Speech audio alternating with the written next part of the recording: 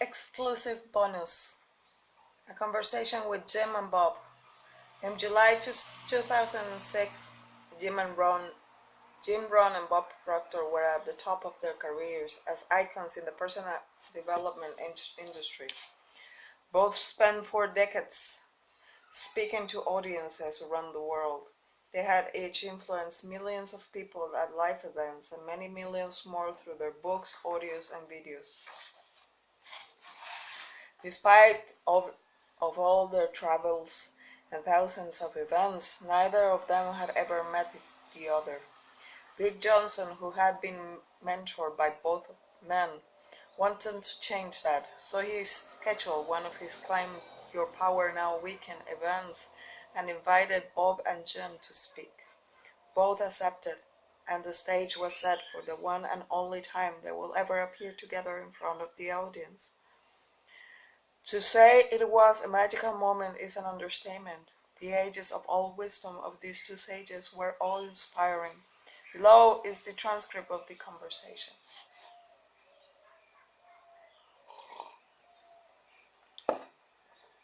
Vic.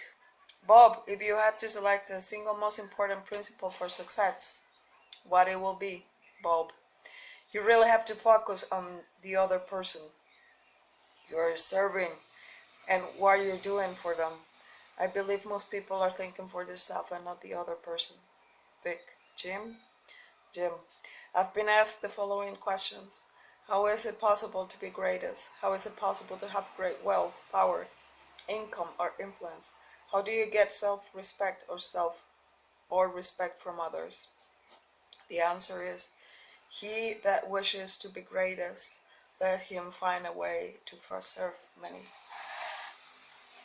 So the key is enlightenment, self-interest, which means in order to have what I want to achieve in the fullness of my life, I must find the ways to serve.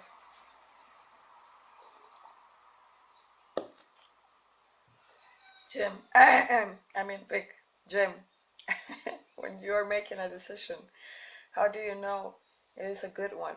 Or is it just an old paradigm talking to you? Jim.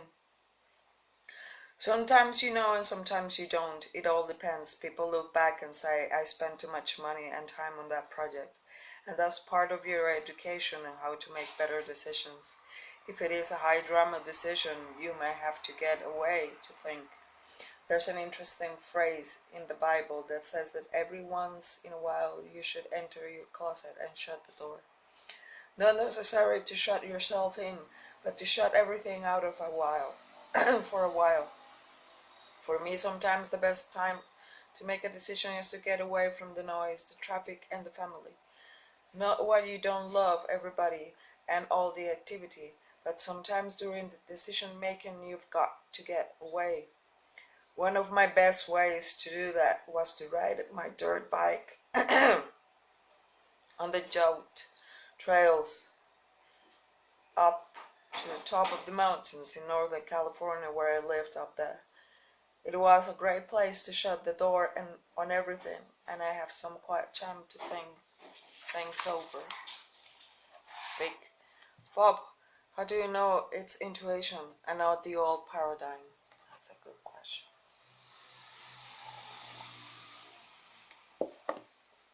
I think you have to understand the difference between your intuitive and reasonable factors, because you're dealing with vibration. You're saying to go to your closet, your sanctum, your sanctorum. Go to a quiet place within, because that's where the message is coming from. The answer comes with the question. Is being tuned in enough to hear it? It comes in the form of vibration, and your intuitive factor picks up the vibration. However, there's a difference between the vibration that set up your thinking and the intuitive factors giving you the answer. I think you can be quiet in a crowded subway, but you've got to be able to block out what's going on outside and go inside. And if you do that, you'll know whether or not you're making the right decision.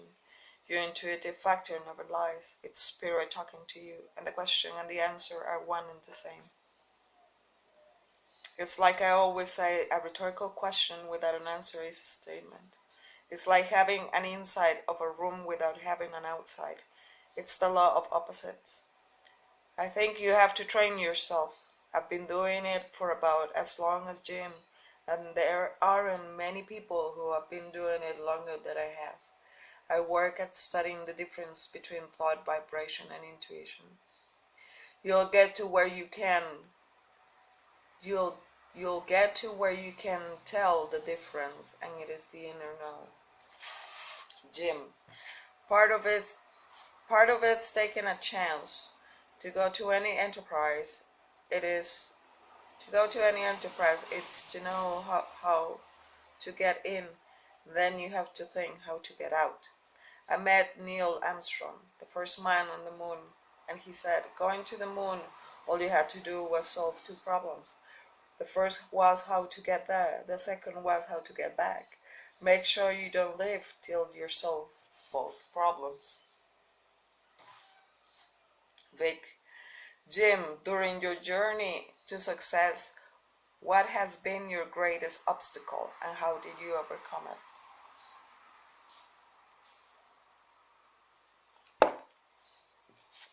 That's pretty easy, Jim. That's pretty easy. Figuring things out for myself, the very early part of my life, is how you walk and talk, how you relate, and how you get what you want, which is the game of life. That's pretty easy. Figuring things out for myself, the very early part of my life, is how you walk and talk, how you relate, and how you get what you want, which is the game of life. Trying to understand myself, to grow as fast as possible, to comprehend early instead of late was my greatest obstacle. But I found a way at age 25 how to accelerate my education with the right mentor. I made my fortune fairly quickly. I've made and lost a few fortunes since then. I saw a cartoon about a 12-year-old boy with a little angel on one shoulder and a little devil on the other, and both were whispering in his ears. The little devil said, "Go ahead and do it, it'll be okay." And the little angel said, "No, no, no." What was the little voice you heard this morning? You're running a little late? You don't have to do your exercise today? Well, that happens every day as we're all tempted.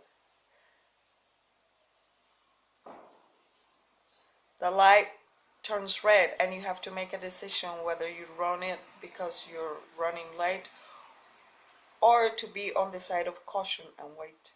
As Abraham Lincoln said, we listen to the better angels of our nature so our life will have more order and success. Vic, Bob, what's your greatest obstacle, Bob?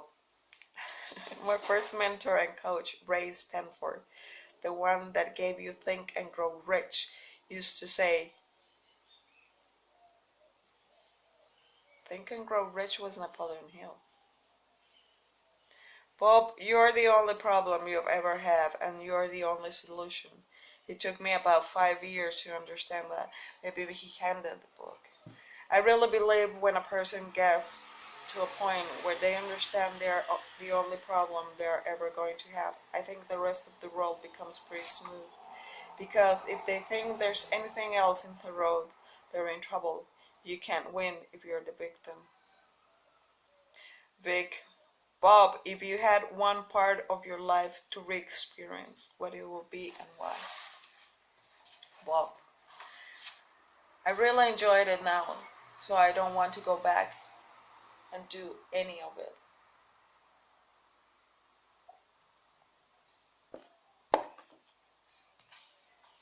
I was watching Johnny Carson one night, and George Carlin was sitting in.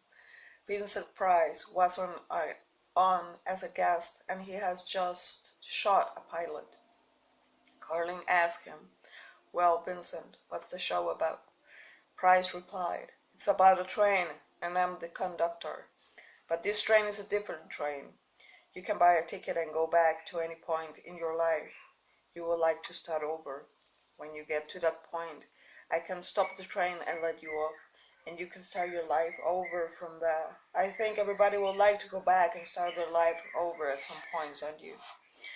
Now, keep in mind, there are millions of people watching, especially the executive producers.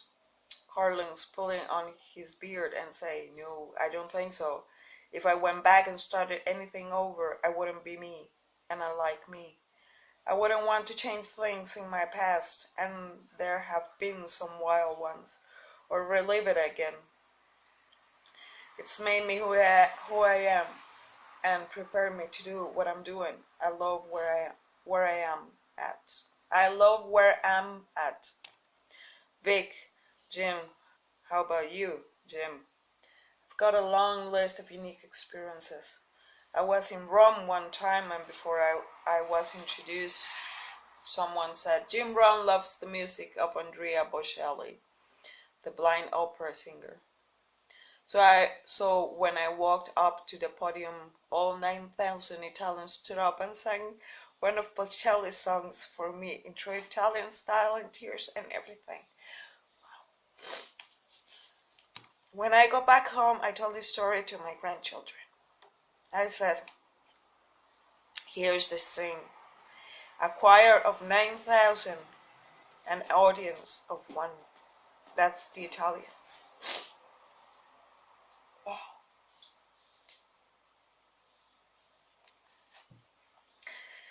If you tie their hands behind their back, they can't speak. Their language is so incredibly expressive and unbelievable. It was one of the most unusual experiences of my life. Then I told a group in Pisa that I've never met a shy Italian. One of the greatest experiences was in Siberia, where the Russians sang for me in Russian. It was just incredible. Vic, Jim, knowing what you know, and if you were 40 years old, what kind of business would you be in today, Jim? I just love real estate, and I've made a lot of money in real estate.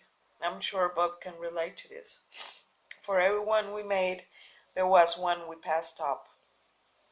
9 years ago, a friend of mine wanted to sell me his tiny condo in Carmen, Carolina. You couldn't have gotten in the shower. It was such a little bitty place. A one-bedroom efficiency apartment up 2 flights of stairs in downtown Carmel. He said, "I want $80,000 for it." And I said, "That's insane. Nobody's going to pay $80,000 for this condo." Even though I wanted one, I said, "This is too much money," so I passed. Later, he put it up for sale for $650,000. He thanked the good Lord every night when he went to bed that I didn't buy it, and I wonder why I was so stupid I didn't buy it myself. Don't buy the second car till you've bought the second house. It is not cars that make you rich. It is houses that make you rich. I love real estate. Vic, Bob?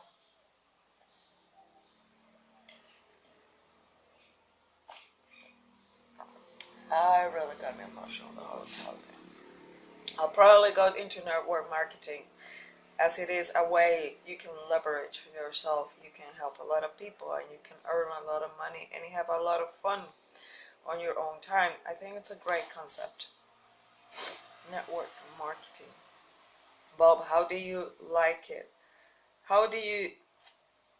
Vic, Bob, how did it take before you felt it all clicked and you had no more doubt? Bob, how did it take before you felt it all clicked and you had no more doubt? Bob, about 9 years. I was working in Chicago by Earl Nightingale. I was winning, but I wasn't satisfied just to win. I wanted to know why. I knew I should have been losing, and I had no reason to win. So I found that I can win and not know what you are doing. So I found that you can win and not know what you are doing. I heard about Val van der Waal, a brilliant guy who ultimately became a mentor of mine. I jumped on a plane and flew out to Vancouver, and as soon as he got up to speak, I knew he knew what he was talking about. I talked to him afterward and told him I'd like to spend some time with him. He was running to catch a plane, so I said, "It doesn't have to be right now, anytime. I've got to catch a plane too." He asked me where I was going, and I said, "Chicago." He said, "What are you going there for?" I said, "I live there." He says, "What are you doing out there?" I said, "I came up to hear you speak." I think he was impressed that I had traveled so far. He said, "I'm not going to be in Chicago anytime in the near future. I'm going to be in Toronto." I said, "I am from Toronto, so I'll fly over and meet you. It is only an hour." We were to spend 2 or 3 hours at the Skyline Hotel in Toronto, but we spent 3 days there. He was the one who explained the little stick man drawing, and it was a graphic illustration of the mind. It seemed like everything fell into place. I had all the information, but it was scattered. It was like some was here and some was there. It all made sense in part, but I couldn't get it to fit with the subconscious mind. I mean, where is it and what is it? And that got me into studying it. Then I started to study with Dr. Brother, who knows more about the mind than anybody I've ever met, and I never stopped studying it. But that little drawing was when it all fell in place. That took me 9 years. I was a serious student then, and I still am. Like Jim was saying, reading just 2 books a week, it's going to impact every aspect of your life. I do at least that, and have a long time. We were talking one night, and I said, "I don't know if it is an awareness or if it is that you are in tune with it. It seems to get just a little better and runs a little smoother, like it's not even measurable. It works a little better, and then you die." God.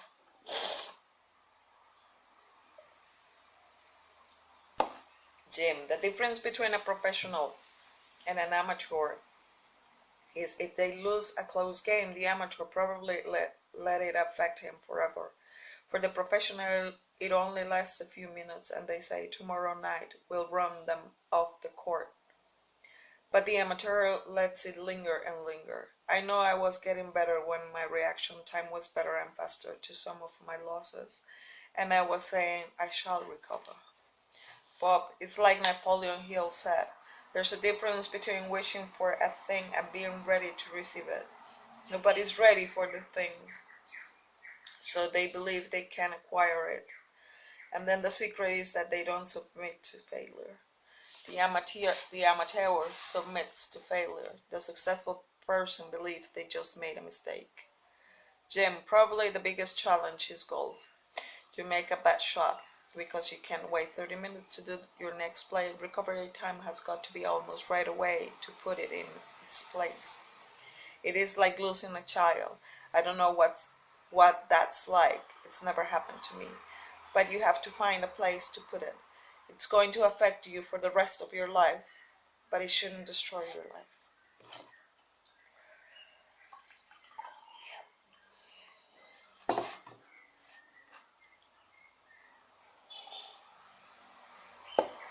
Vic, Jim, should a person's business be based on their passion, or should it be based on the need in the marketplace? Jim, first, I'll go for the need in the marketplace. Someone said to be successful, find a great human need. Second, find the answer to that need.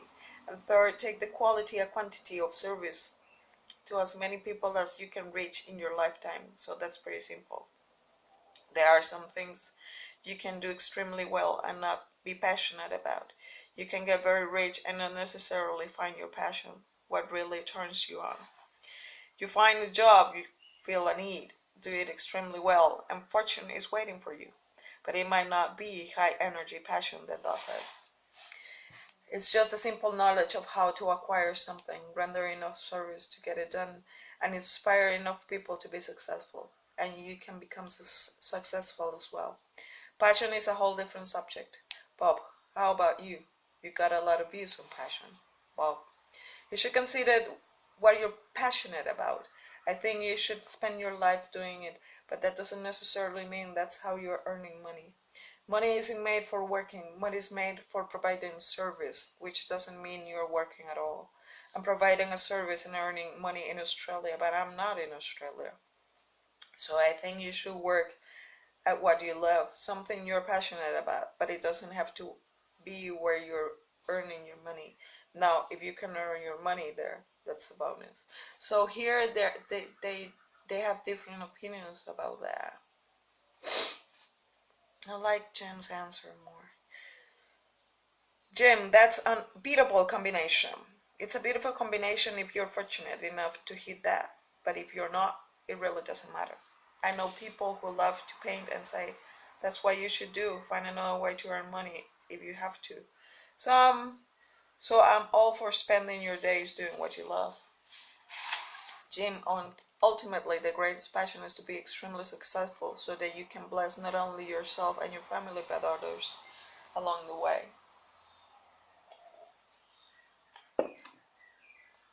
Bob, that's why I think we're so fortunate in this business. If you're thinking of getting in the business, getting and never quit, I asked Jim, did you ever plan on quitting? He said, no, I'm never going to quit. Vic, Bob, the ship is going down and they're going to the lifeboats. You know you're going to land on a deserted island and it's going to be a while before they pick you up. But you can only carry one book with you. Which book are you carrying? Why? Bob, I will take Think and Grow Rich. That's the book I carry with me all the time. I carry a number of beautiful books that will probably do the job, but I'm just so connected to that one. Jack Canfield was going to get me to auction it off once, and I thought, oh God, no. I say if you won't let me something, you should give it away because you don't own it. It owns you. So I'm obviously owned by the book. Vic, which one for you, Jim? Obviously for me the Bible. It's a collection of 66 books, so it's a nice library and a great study on contrast, a great study of the lives of some people to admire and the lives of some people to despise. It's a great source of ideas, intrigue, information, illustration, and inspiration. It's not just a 20-page book. It's got a lot of content, enough poetry to keep you dazzled, enough history to keep you intrigued, and enough glimpse into the future to keep you wondering how it's all going to work out. The master teacher, who has a good at telling stories, said the kingdom of heaven is like. He didn't say the kingdom of heaven is. That's probably will have been too abstract or too beyond your ability to comprehend. He said it's like a husband and a wife, it's like a family, it's like a bride and a bridegroom, always relating it to life. And what life was like was probably the best illustration of what the kingdom is like. Throughout the whole Bible, from beginning to end, it keeps you intrigued about people's lives and how they solve the problems and economic, social, personal, religious, spiritual information, so that it will be for me. Bob, it's a good sales manual too. But that's the end of the book, My Philosophy for Successful Living by Jim Rohn. That last interview was priceless, I think.